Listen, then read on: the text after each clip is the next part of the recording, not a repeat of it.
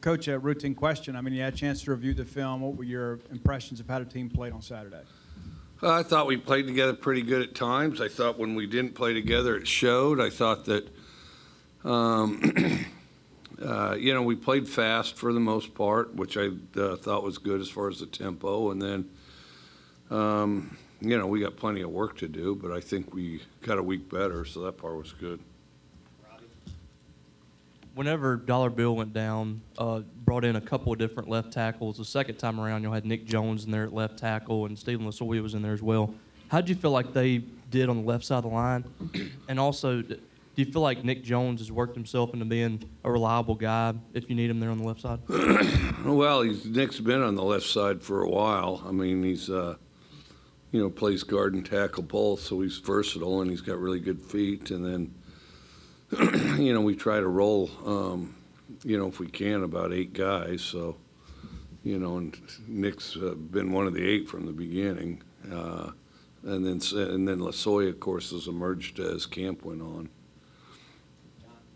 Mike, A&M been incredibly good defensively this year. I think they give up like 11 points per game or something. What sticks out to you the most about them defensively? They're big, lanky guys, and they run well. Once they see the ball, they do a good job chasing the ball, really. I mean, they're athletic, and they run to the ball. Mike, I know you've said in the past that you hate punting, but, George and Archer have put up some pretty impressive numbers so far. As you get into SEC play, these games get tighter, field position matters. How important, is it to have those two guys putting up that kind of production? I thought they punted really well, and also if you can stick it on the 6-inch line every time, that'd be good. I think that's what I think they ought to do. No matter how far out we are, they ought to stick it on the 6-inch line, and we'd be in good shape. Going off of that, your punt and kick return game so far is one of the best in the country. What have you seen from that unit as a whole, as well as from Tulu, Xavier, and those guys in particular? I think we're improving. I think we're getting better. I think we've done a pretty good job blocking it. If we, for the most part, we just got to be disciplined on our blocks, things like that. I think those two guys are explosive. I also think they're kind of emerging and getting better and better. Coach, kind of back to the offensive line question. When it comes to like substitutions and rotations and things like that, obviously it's your program, but how much autonomy do you give the assistant coaches to make those decisions? And does it kind of relate to a guy going down, or is it predetermined? How do you kind of coordinate when it comes to like substitution patterns?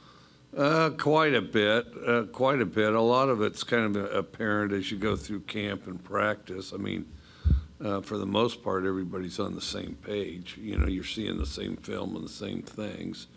And then position coach-wise, I mean, you're kind of gauging, who's doing what and who's in what kind of condition. And so then you operate from there, who's fresh, who needs a break. And then, but you do try to establish a rotation, and those are hard to establish. Especially with the offensive line where continuity is such an important thing.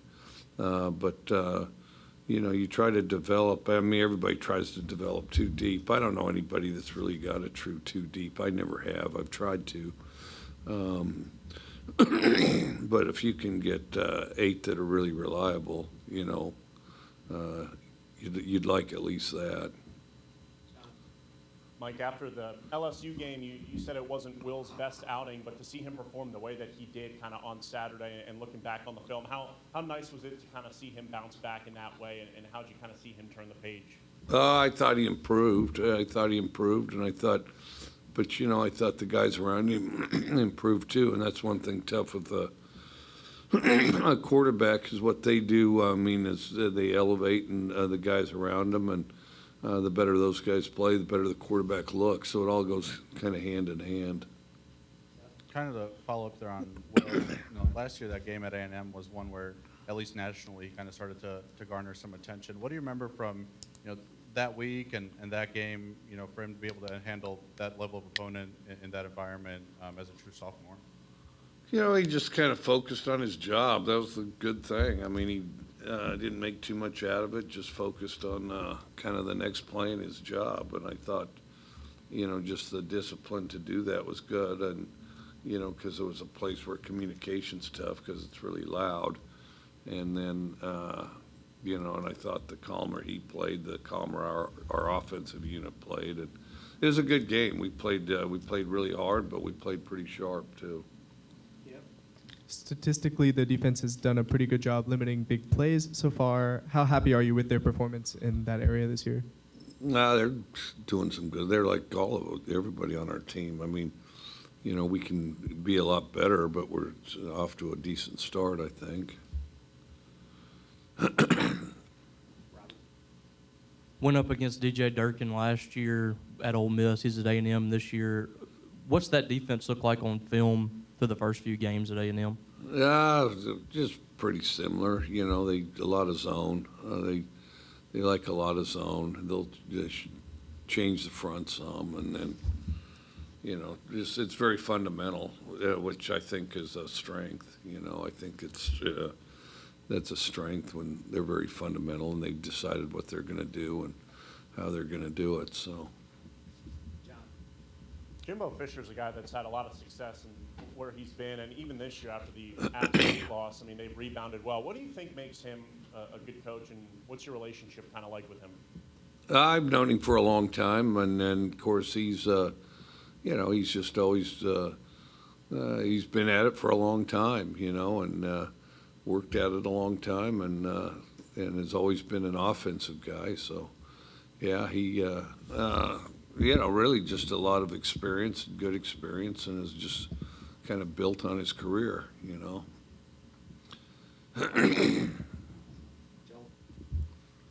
You and I guess Coach McBath both have experience in the past with Texas A&M when you were at Texas Tech, and I know Coach McBath's a guy that has now played for you and coached for you. I guess kind of a two-part question with Coach McBath. Just what was he like as a player for you, and just I guess what kind of made you want him to be a part of your staffs as you've gone along here as a head coach?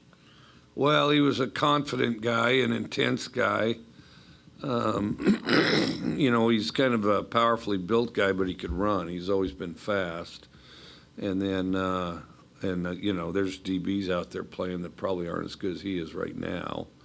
And then, I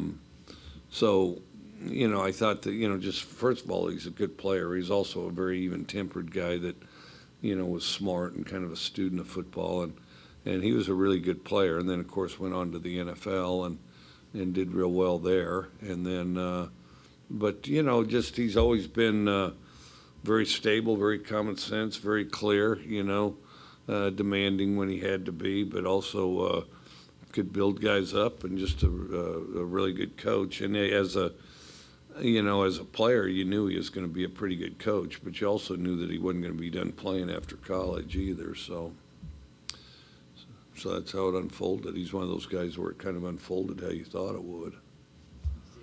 Coach, when you were at Tech, you and A&M had some legendary games there, and there's a lot of people there obviously that remember your time there. What are your thoughts maybe about that fan base and just kind of about that program historically? Oh, A&M? Well, it's a great place to play. The fans are fantastic because the fans are truly committed. I mean, as far as around the country, for the A&M fans are truly committed. So it's always great to play in front of people that, where they feel like it's very important. What's happening is very important to them.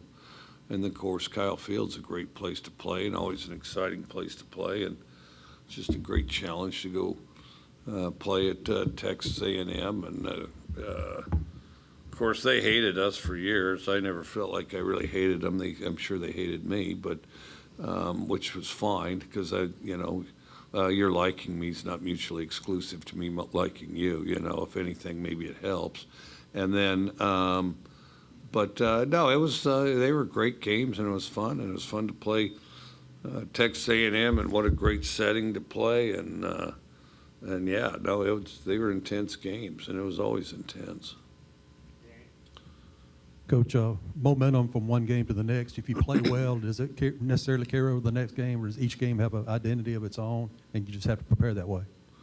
Kind of both. I've always thought kind of the more work you get done one game, then you can build on it even more the next, and it definitely, momentum does kind of help propel you a little bit, but also, every game is kind of a separate event and a separate week of preparation and a separate segment of the year, and one that needs to be maximized. And if you don't maximize it, you're going to get behind, and the more you do maximize it, the better you're going to be from as you grow from one week to the next.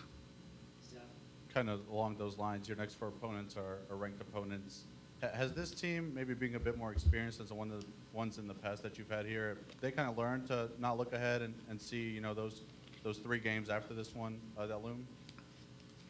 I think. I mean, we kind of talk about the day's practice and that sort of thing, and our schedule, especially what's coming up, would be pretty tough to look ahead. And we've got some guys. Some are smarter than others, but it would be monumentally stupid to look ahead on anybody. Mike, Arkansas playing A&M last week. Your next two opponents. Were you watching that game live? And what would you kind of think of that one and the craziness that ended? I didn't watch it live. Watched bits and pieces of it. Then, of course, had watched it on film all day yesterday. So. Anything else? All right. All right. Appreciate it.